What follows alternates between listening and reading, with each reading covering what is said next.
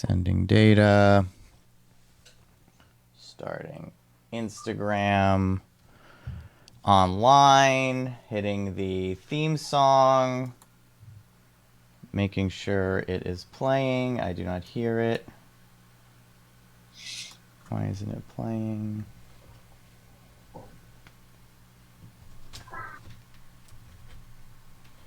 Sorry, guys.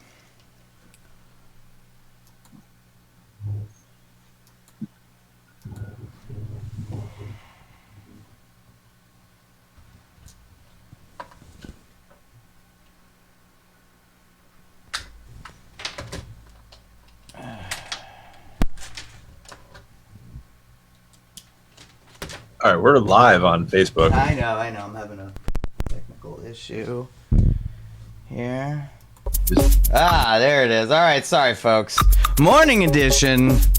Here we go. Welcome, everyone. That's right. It's Totally Local Podcast. We're coming to you this morning.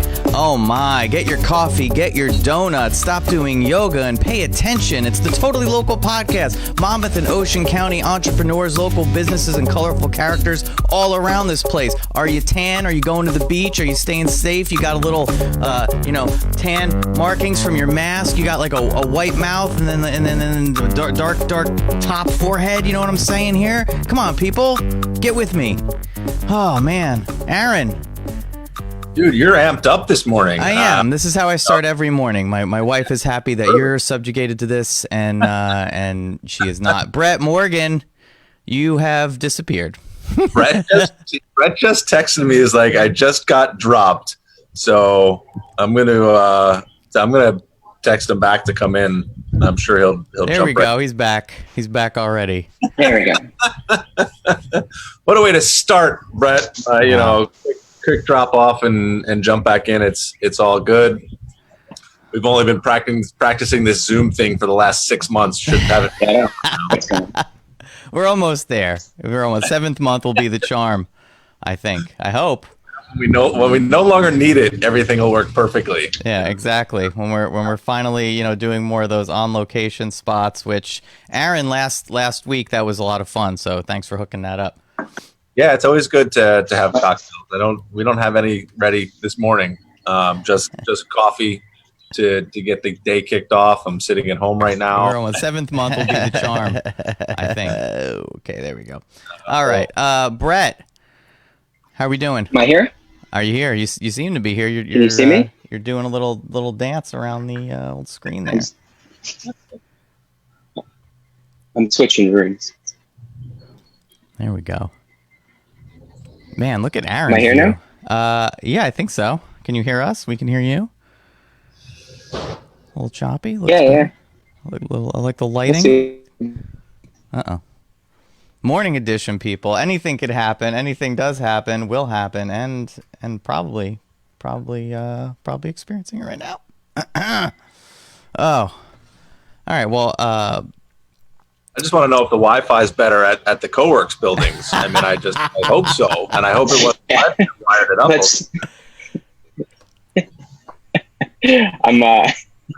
Yeah, that. Oh man. I'm not in my office. That's the problem. Well, Bret, just to make sure everything is we're seeing a live version of you.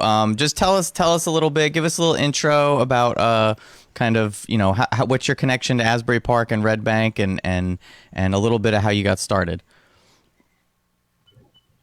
I guess I moved down to this area. I grew up in South Jersey. Then I lived in North Jersey, went to school in Montclair for a number of years, and then I moved down to Ocean Grove in like 2004, I guess it was. Mainly because I was spending a lot of time down here surfing, and then I saw Asbury Park, and it was Montclair at the time. I had a business there, and it seemed to be getting very difficult to operate. I came to Asbury Park, and it was like, oh, you want to run a business here? Cool, you can do whatever you want. And it was a very different economic environment. So that initially attracted me to this area. It's changed a little bit now, but yeah, that's initially was, I came down and I saw this gorgeous like city, like literally on the ocean. And yeah, I fell in love. What year what year did you say that was? That was like 2004. Oh wow, that's cool. That's really cool. So it was pretty much a playground, an open, you know, it was kind of your like a white canvas, blank canvas. You could just kind of do what you wanted at that point, right? Yeah, there wasn't. I mean, it's funny. You look at Cookman Avenue now, and I think there was maybe one or two businesses that were open on Cookman, and like I remember when like Brick Wall was probably Brick Wall Market in the middle, or kind of like at least in that part of Cookman, where right where the park is. The Fresh was kind of like the like I remember when they opened, and it was and I was like, oh wow, there's actually a place to go now that we can hang out. What so did you started Coworks on Madison Ave, is that correct? Yeah, so we our first business in town was Bands on a Budget, and that was on Madison, and then we moved to the adjacent storefront when that became available because it was a little bit bigger and our team was growing. We had the idea, like it was a little bit too much space for us at the time, so we had the idea of like opening up like like basically we put up a couple desks just to try and like help subsidize some of our rent, and that was like 2010 when it was like nobody even understood what co-working was. People would be like, why would I want to share an office space with you or anybody else? And but fast forward a couple of years and what we worked into the whole industry, and now it's everybody wants to be in it. So Yeah. So we started there, and then we moved over to Lake House when they first opened, and that's when we were able to do like a proper fit out with private offices and a lot more of the amenities, and be able to really like execute fully on the concept. So you mentioned Bands on a Budget. You mentioned Coworks. You're a partner in Humble Humans, which is like a development company. You do Asbury Fresh, which is Humble Humans is not it's not a thing anymore. Now we've actually just rebranded that as Uncommon Digital. Okay. And but we're doing like digital strategy, software design, software development, web, mobile, things like that. So, but yeah, Humble Humans is not we've changed that over. Changed the name over. So okay, so you got that. You have like I said, the Asbury Fresh, which you changed the brand over to Fresh Market because it's expanded. Basically, what I'm getting at, Bret, is you're doing way too many things. You need to make room for the rest of the people in the area. You are you're doing a lot of different things. How do you like? What motivates you to like? Because you're doing all this stuff. You see it all happening, and everywhere I go, it's like you see Bret. You see Bret like in the pictures, like in social media. You're at the market. You're doing the Fresh Market. You're doing stuff for Coworks. Like, where do you get the energy? And is that just something that you've been doing, you know, just your whole life, or how do you where do you get the energy, man? I mean, it's a little bit. I can't even take credit. It's a team. I mean, it's partners, having good partners, and having a good team of people like to help like work with you daily. Like, I'd be lying flatly if I said I was the one doing all of the work. Mm-hmm.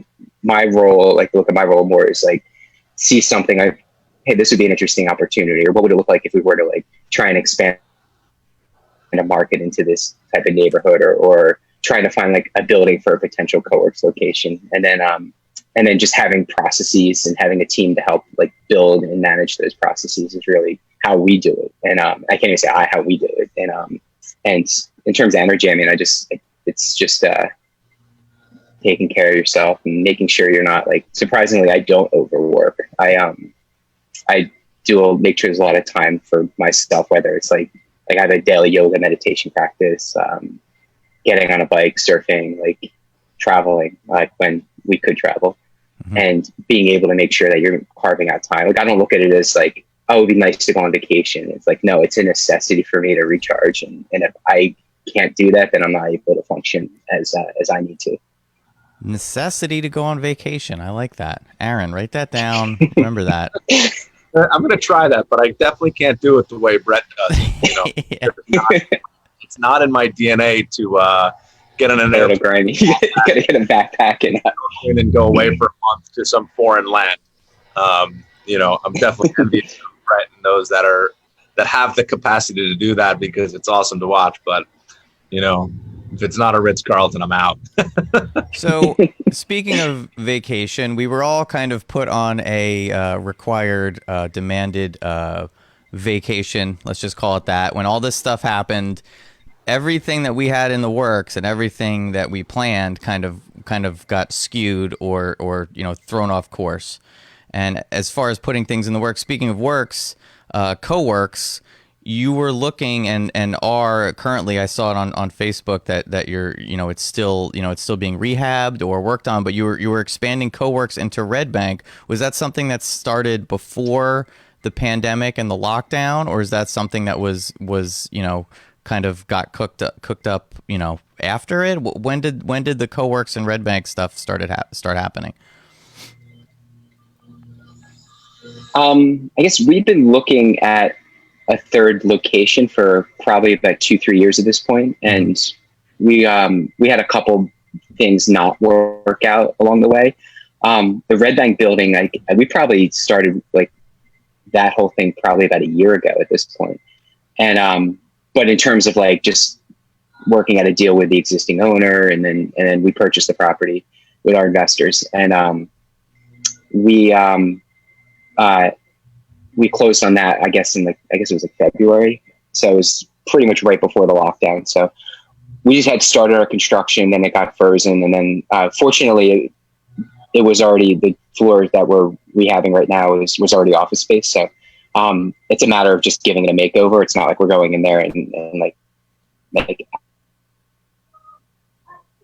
or doing a full construction. So it's a pretty quick fit out.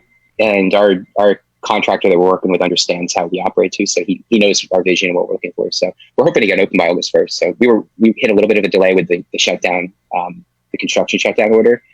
But fortunately we had most of like the planning is already in place. So it's just a matter of like, all right, we got to put down the hammers. We got to go and start swinging hammers again. And so I think we were only off by about 6 weeks on that project. So we've been trying to, I think when this first hit, Aaron wanted to kind of connect with you and get you on here. And, what has it been like for you with all these different, businesses that you're involved in? When did it kind of hit you that like things have to pivot, and how did you kind of manage? You seem like a real chill guy, Bret. And I can't imagine you, probably acting maybe as hysterical as others, but you're doing like 5 times as many things, it seems, than other people. So like, how did you like when this hit? How did you handle it? Honestly, it was very much like triage mode. It was well, at first, I guess the first thing was like, I'm used, like you just said, I'm used to doing a lot of stuff, and it went from like having like a pretty hefty workload and having a lot of stuff to like having nothing, and literally like the control was removed from you. So really at that point, it was a little bit of a lesson in like just letting go and controlling the things you can and releasing the things you can't. Not that you get to it out there, yeah. But really it was just an exercise in like, in understanding like you can't, like there's literally nothing you can do right now. There's no precedent. There's no, like, at least in my knowledge, there's no precedent. There's no example you can follow when what something like this should, like what you should be doing. So a lot of it was making sure that like we had lined up some resources to keep our team, like we're able to like keep them like on our payroll, and making sure that we're constantly like seeing like avenues just to explore to get open when we could, and just getting scrappy. So at first, I guess it was like there's literally nothing we can do, and then it went to like, how do we get scrappy, and how do we just go into like immediately go into triage mode and get something going. And that's where we're still very much at. It's like everything is like not even week to week, it's like day to day at times. How are you handling now like reopening in Asbury Park Co-works and then opening up in Red Bank? What kind of like guidelines or steps are you taking as far as making sure you're doing what you can to make sure it's like COVID free buildings and stuff like that? Is there going to be some kind of protocols in place? Yeah, I mean, we just follow what the CDC and Governor Murphy recommends in terms of like, because even that changes like daily at times. we for co-works, what we did at the lake house were Red Bank is only going to be private offices, so that's a little bit different of a scenario. The same thing with our Junction Hall location, and that's all primarily like one-person offices. So that's like there's an inherently distancing in place in those spaces. The lake house location where we have the common area, we normally have this time of year we'll have 25 desks like full every single day in that common area. So this year what we did is we pared it back to 25%. And we got rid of used to be able to come in and drop in for the day if you needed a desk. We only take full-time memberships. And we ended up having to like raise the prices just to be able to make sure that we're not losing too much revenue in it. But essentially we just like cut our capacity way back for this summer, and then just ramping up cleanings and all the normal safety stuff, and providing like masks, sanitizer, and things like that. So when you started the co-works in Asbury Park, that building, that was that was nothing. There was nothing there. It was just all kind of fakakta, nothing. Looked like a crappy building. How did it go from like, what was the impetus to be like, all right, we have this building, nobody's using it. It's completely, as far as I know, it was empty. And now there's Lake House, there's you guys, there's so much in that area. Who did you work with to develop all, like, were you a part of the construction development or any of that in any way? Well, that was John Leader's. And he had approached us early on. Like we had known him through just music. Because Danny and I, my partner Danny, both came from the music industry. So we had known John, and he's like, I'm putting together this building. It's going to be all creatives. It's going to be all like music centric, and I need you guys to be in. So we had been exploring like doing something more with co-works. So it kind of just like, it was nice because we were able to like build out a space that we wanted versus like walking into like a space that had already been fit out and trying to like shoehorn in our business. It was, so it was nice to be able to, I guess, like it was his building, but we were able to get in there as like the first tenant on that floor and design it to what we needed and what we wanted. So when you're approaching a project like that, I'm sure you've like developed some kind of a process since you've done it a few times. Like, what would you say are the first kind of, when you're taking on a project like that, or any project, I guess, what would you say for you, because, you're successful at it, what would you say are the first kind of couple steps? You say, all right, I have the idea, I want to do it. Like, what are the next few steps in order to execute any kind of project that you want to get into? I mean, pertaining to like co-working model, where our heads are at is we're trying to either participate or buy buildings ourselves at this point. Either partner with investors or bring in some of our own to be able to like use it as a vehicle to build like a real estate portfolio.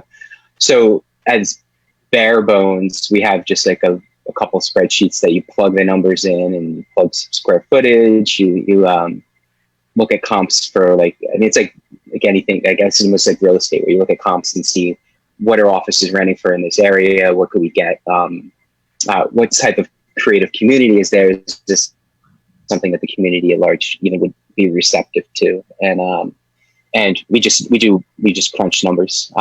We also then walk through and get, usually we'll get like a GC or somebody with some sort of construction background that can spot problems to walk the property and just be like, oh, there's $50,000, there's $20,000.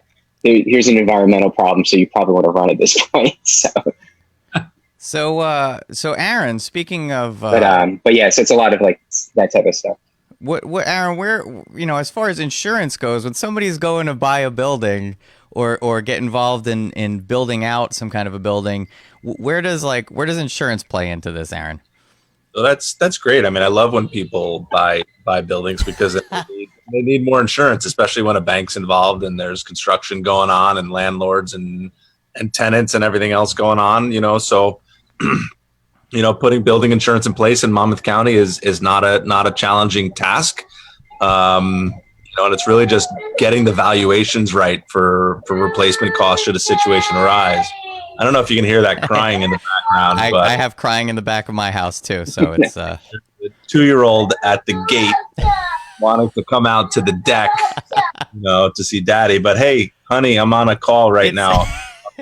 It's a live stream, honey. Come on. Hey there. Tina, can you close the door? I love when Aaron dads. Like, honey, come on. This is real life. You get the 2-year-old and you get the kid. Yeah.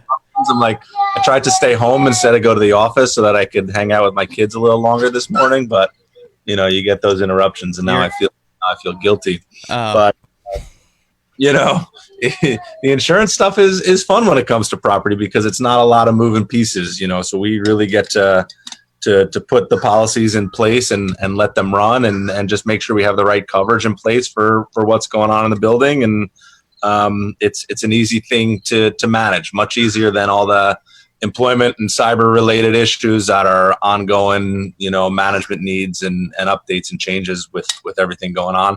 Property is still just a solid, good market to work with. All right, cool. So speaking of the complete opposite, you're involved with property with CoWorks, obviously, but then you started doing, Bret, Asbury Fresh, which is now called Fresh Market.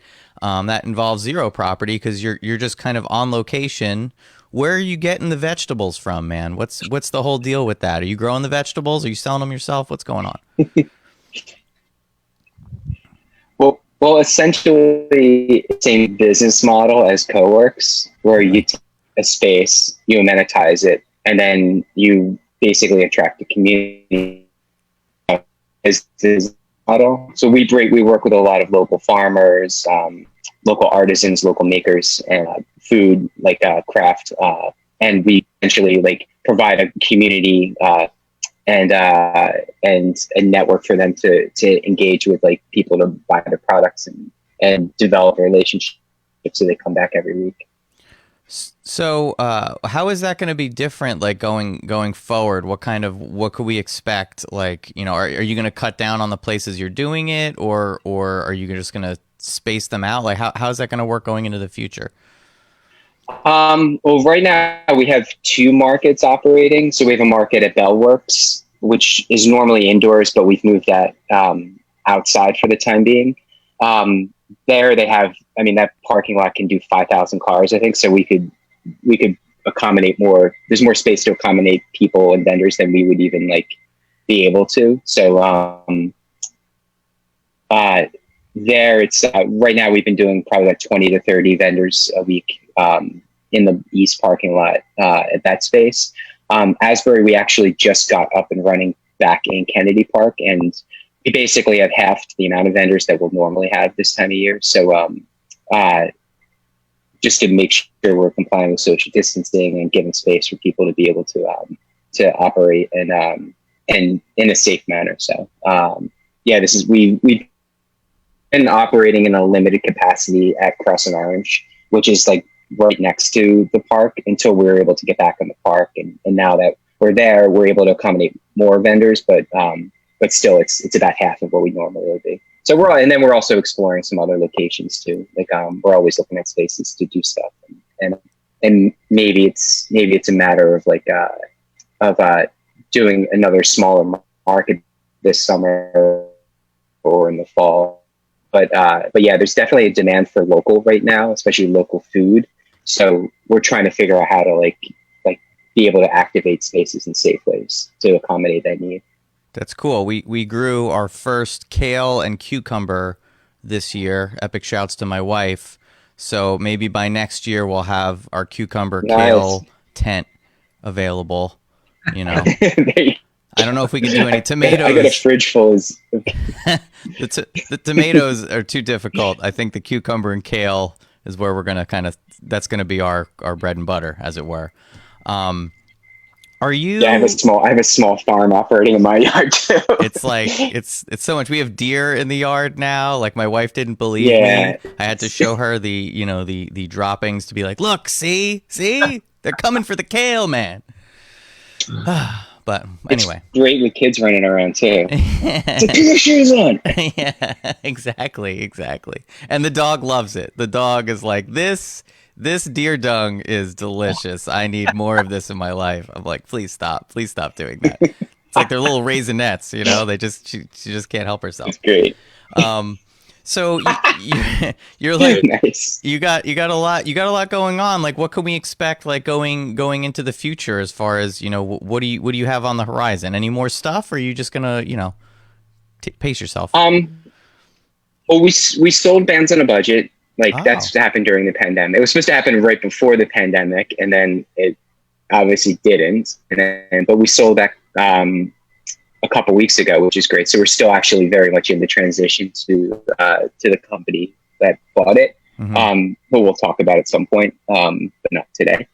And the markets were really just trying to get back to what we, and then and like I said, we recently rebranded our digital agency as Uncommon Digital Strategy. So we're really looking to take on some new clients, especially local businesses that need some help with social media management, email marketing, web design, web development, things like that. So that's where a lot of our energies are going on a weekly basis right now as well. So that's like probably out of the 3 businesses we're operating right now is 2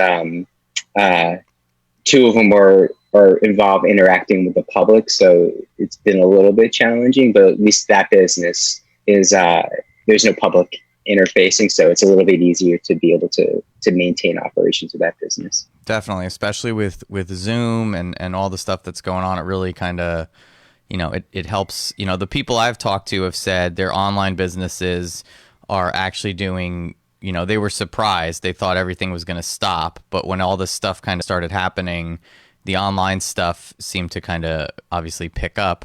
Because people are, you know, scrambling in some way. In the beginning, they were scrambling. Now, obviously, people are a little more settled, but just kind of figuring out what they could get done or what they should be doing in order to get on top of all this stuff. So that's pretty good. I mean, that all sounds great. I mean, where do you see like the local environment, local businesses, people going out? Like, I know Asbury Park right now, Cookman is just a big, it's just a big sidewalk right now, I think. You know, where do you see that? Where do you see like businesses like at the end of the summer going into the fall? Are things ever going to get back to some kind of a semblance, do you think, or of normalcy, or where do you see this all going? I'm normally an optimist, but I think things are going to get very grim for a very long time. Mm-hmm. I think right now our economy is being artificially propped up with a lot of money, mm-hmm. and there's not real like businesses. There is no real timeline of when businesses can get up and running in a capacity, and furthermore, when people feel safe to come out. So unless they keep pumping this money to keep propping up markets, I think there's going to be like it's going to get worse before it gets better. Right now, I feel like we're in this like little like euphoria of like it's nice out of like it's nice weather, like there's a little bit of like money floating around, whether it's people getting like that insurance benefits or things of that nature. But when that stuff starts to dry up, I think it's going to get really bad. And we're going to be in for a ride. I mean, we started our business in 2000. So it's, I mean, it's not our first time through economic turmoil. Yeah. But we've like, I mean, at this point, like I said, we have a good team and the people that we try and surround ourselves with are way better than we are, way smarter than Danny and I. So it's like, I feel like we have the right tools to get through stuff, but I fear if it's like a small, like 1-person business, like that is just getting started, that's like it's a very difficult environment to navigate. And I think a lot of like, especially the brick and mortar and retail really like, I mean, the businesses that have been succeeding on Main Street are the ones that are primarily internet businesses that use Main Street location as like an office or use it as like some sort of like showroom type of space. So I think you're going to have to see like businesses that were like not really adapted to that need to adapt to it, because it's, I mean, all is killing it. I mean, people selling on Etsy, people selling like Shopify, or in Shopify sites and stuff like that are doing, like, seem to be doing really well.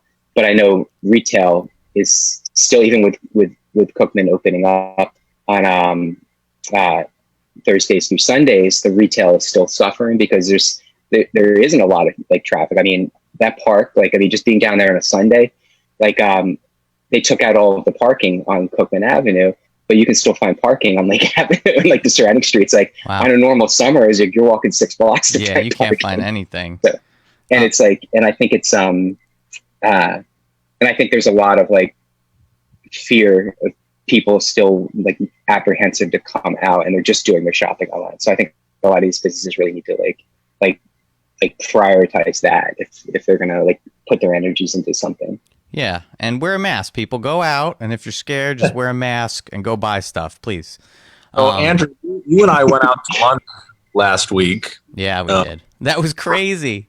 It was crazy. It was 2:30, I think, after we were live at the Long Branch Distillery. We went to Rooney's in Long Branch. There was a 2-hour wait. Yeah.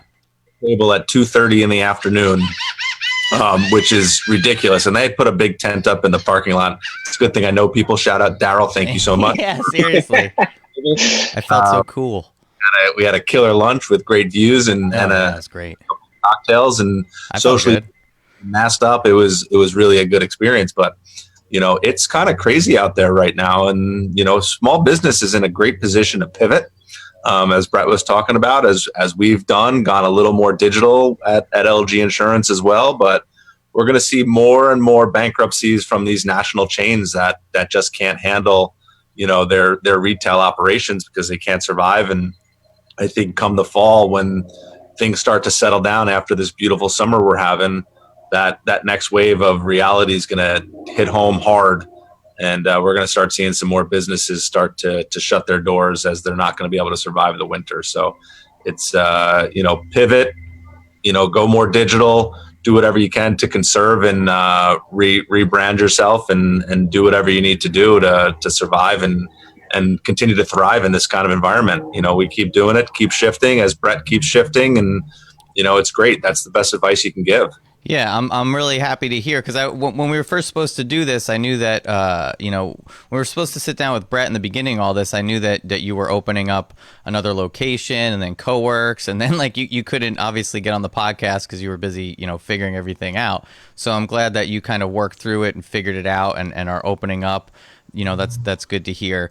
The other thing that you were involved with was Jersey Shore Tech. You were doing these meetups for crypto. Well, for blockchain. I remember I went to one of them and I was like, yeah, let's talk about crypto. And everyone's like, no. We talk about blockchain. That's what the civilized people talk about. Us animals will want to talk about crypto. Are you gonna do that more? Are you gonna do it online? Because what should we be buying? Chainlink? What are we buying? We buying Bitcoin still? What are you into, man? Litecoin? What do you got? Right now, Apple stock, Tesla. Tesla. I can throw a couple funds your way. But no, I've always. I mean, it's funny because with the whole Bitcoin thing, like I bought some back in like 2013 and just didn't even think about it. Mm-hmm. And then through all the hype, I'm like, wow, I'm going to be able to retire by the end of the year. and then it like obviously collapsed. But even when it collapsed, I was still in the green. I don't think I ever went red. If you bought it back then, you're definitely in the green. And it's been and it's like, it's pretty much like, I mean, I don't follow it every day, but I know last time I think Bitcoin was about 10,000, like 10,000 or something. So it's still, I mean, it's there and it's been pretty stable for as much as like any cryptocurrency could be. Mm-hmm. But I mean, I think the biggest problem with that is there needs to be a practical use. Yeah. And until that happens, then it's just gonna like, I think there is a value to it, but there's not like it's basically betting at this point, especially when you get into some of the other stuff, which, I mean, there's plenty of ways to bet. I mean, you can go to Atlantic City, you can go to a casino, like you can go to like, just be an options trader. but yeah, I mean, it's for some people, if that works, like I'm a buy and hold person, whether it's a stock or whether it's like coin. So what? So or real estate. So are you going to be doing any more blockchain meetups or anything like that in the future? With blockchain meetup, we haven't really, since the hype died down, like we haven't really done too much of that. Jersey Shore Tech, we've still been doing like monthly meetups up until the pandemic.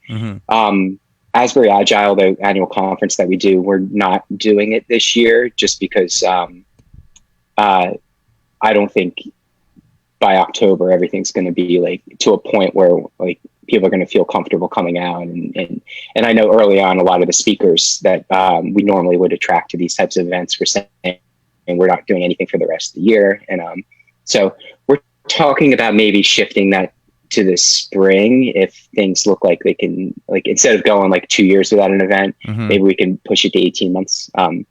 But we're still like, probably will take like account of what's going on probably like the fall. And then if it looks like things are getting back to normal a little bit and other groups are starting to do conferences and events in person, and then we'll revisit that idea then. But yeah, I mean, it's definitely like hard to, again, running so many public facing things that it's hard to operate like with when you can't legally put people in a room together. Yeah, I hear so, you. And the Zoom thing's cool too, but it's like, it's really comes down to where do you want to put your energies. And that's like, it's not like, I think it's good if it's I love Zoom. Like, I gotta tell you.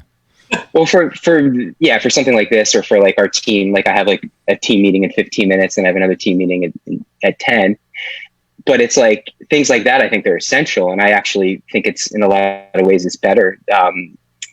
Maybe it doesn't replace face-to-face all the time, but it's a better way to get everybody together. But when you're trying to run like community and build like a network and have that face-to-face, like one-on-one stuff, it's really hard to do it over Zoom. I mean, I know there's like Zoom happy hours and things like that, but nothing beats like, starting at the Wine Loft and then making it over to Avenue and then closing up the night at Bond Street. And like when Aaron does his events. That's true. I don't know what you're talking about. Oh man, his whole family's just at the door right now watching him. Oh man, yeah, I can't wait to get back to stuff like that, like networking stuff, being out, meeting people, drinking wine and whatnot. Sounds like a good time. Bret, I know you got to get going. You got to get ready for your next meeting. So I just wanted to say thanks, and it's really great everything that you're doing.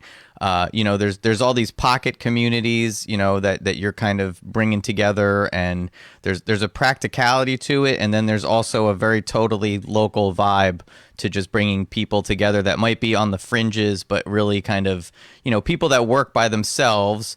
That's that open space that was in Coworks. It's really great to meet like-minded people and talk to people. It's great to have those meetups. As far as the fresh market stuff, I mean, it's like we're in the garden state, so there's a lot of farmers, there's a lot of vegetables, there's a lot of fruits.